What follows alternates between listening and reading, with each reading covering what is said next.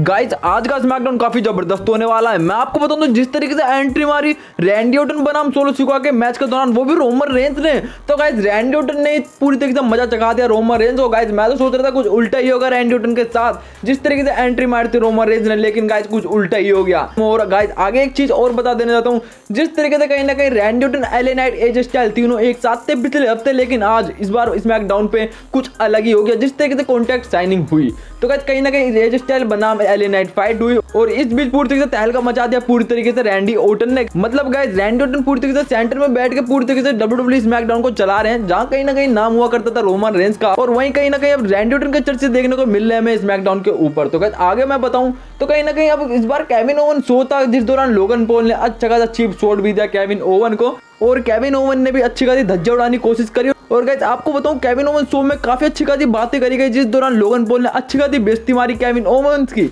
और साथ ही साथ अपनी भी। और गाइस आपको बताऊं केविन ओवन ने भी मतलब कि अच्छी खासी धज्जियां तो उड़ा दी लोगन पॉल की, और साथ ही साथ एक स्टिनर के साथ स्वागत भी किया केविन ओवन शो पर। और गाइस अब बात कर लेता हूं मैं केविन ओवन शो के बारे में, जिस दौरान आने वाले थे अपने लोगन पॉल। तो गाइस आपको पता है लोगन पॉल की अच्छी खासी धज्जियां उड़ा दी थी अपने उसी मतलब की प्लास्टर के साथ केविन ओवंस ने, कि जब चीप शॉट दिया था केविन ओवंस ने, वो भी लोगन पॉल का, वो भी लोगन पॉल को ही। तो गाइस आपको बता देना चाहता हूं केविन ओवन शो में कहीं ना कहीं केविन ओवन आते हैं और कहीं ना कहीं पूरी तरीके से लोगन पॉल को बुलवाते हैं। मतलब गाइस पूरी तरीके से इंट्रोडक्शन दे के पूरी तरीके से थीम सॉन्ग के साथ पूरी इज्जत के साथ बुलवाते हैं लोगन पॉल को, और लोगन पॉल की होती है एंट्री। और गाइस लोगन पॉल का बिल्कुल साफ कहना होता है कि मुझे बिल्कुल भी इस शो पर आकर प्राउड फील नहीं हो रहा, क्योंकि ये पूरी तरीके से केविन ओवन शो घटिया शो है। और मैं तुम्हें बता देना चाहता हूँ शो होता क्या है, क्योंकि शो में अपने आप में ही हूँ। और मैं तुम्हें बता देना चाहता हूँ जिस तरीके से कहीं ना कहीं आज मैं WWE में हूँ, तो वो तुम्हारी ही बदौलत है। मैं तुम्हें बता देना चाहता हूँ जिस तरीके से 3 साल पहले तुमने मेरी धज्जियां उड़ाई थी स्टिनर देके, तो गाइस मैं कहीं ना कहीं उस मैच में पूरी तरीके से हाईलाइट करके वो लाया हूँ। और तुम्हें बता देना चाहता हूँ कि मैं इसी दौरान कहीं ना कहीं WWE में हूँ और इस ओहदे पे यूनाइटेड स्टेट चैंपियनशिप लेके खड़ा हुआ हूँ।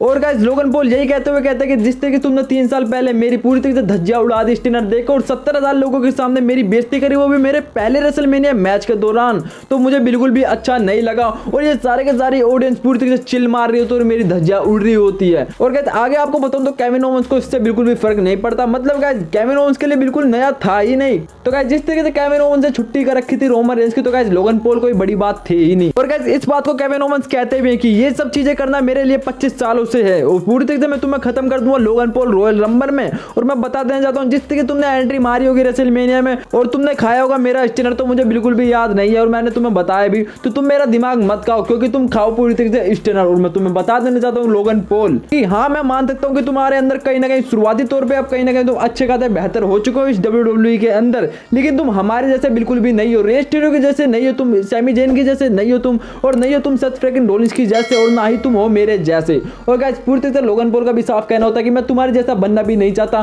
क्योंकि मैं जिस तरीके से सोशल मीडिया के टॉप पर आता हूँ, जिस तरीके तुम्हारा बेटा मेरा फैन है लोगन पॉल का, तो गाइस मुझे होना भी नहीं है केविन ओवंस तुम्हारी तरह। और गाइस आगे लोगन पॉल बोलते कि सिर्फ तुम तो तुम ही हो क्योंकि तुम मेरे जैसे बन नहीं सकते। और गाइस लोगन पॉल का इतना कहना होता है, और गाइस केविन ओवंस बोलते कि ये सब तुम बेकार की बातें कर रहे हो, तुम बात करो पिछले हफ्ते के बारे में, क्योंकि मेरे पास है काफी अच्छी खासी बातें करने को, क्योंकि जिस तरीके से पिछले हफ्ते तुमने मेरे बारे में जो कुछ भी बोला, मेरी बॉडी के बारे में बोला, तो वो मुझे बिल्कुल भी अच्छा नहीं लगा। और गाइस इतना ही सुनकर लोगन पॉल बोलते हैं कि जो तुमने अपने हाथ में ये कार्डिक पहन रखा है तुम्हें उसे उतारना होगा, क्योंकि मैं मैच नहीं करूंगा अगर तुमने वो चीज करा, क्योंकि मैं चीप शॉट देता हूं लोगों को बिल्कुल सीधे तरीके से और मैं उन्हें हरा भी देता हूं, लेकिन जो तुमने ये पहन के रखा है कार्डिक, जिस तरीके से तुम चीप शॉट देते हो तो वो पूरी तरीके से गलत है। और मैं तुम्हें बता देना चाहता हूं कि इस कार्डिक के बिना केविन ओवंस तुम कुछ भी नहीं हो। और गाइस इतना ही कहते हैं, केविन ओवंस को कहीं ना कहीं गुस्सा आता है। केविन ओवंस बोलते हैं कि मैं पूरी तरीके से इस कार्डिक के अलावा भी लड़ सकता हूं रॉयल नंबर मैच में, और तुमसे लड़ूंगा भी, और मैं अभी तक जितने भी मैच जीते हैं मैंने इस कार्डिक के बिना ही जीते। और गाइस कहीं ना कहीं इसी दौरान कहीं ना कहीं निकालने लग जाते हैं केविन ओवंस उस कार्डिक को,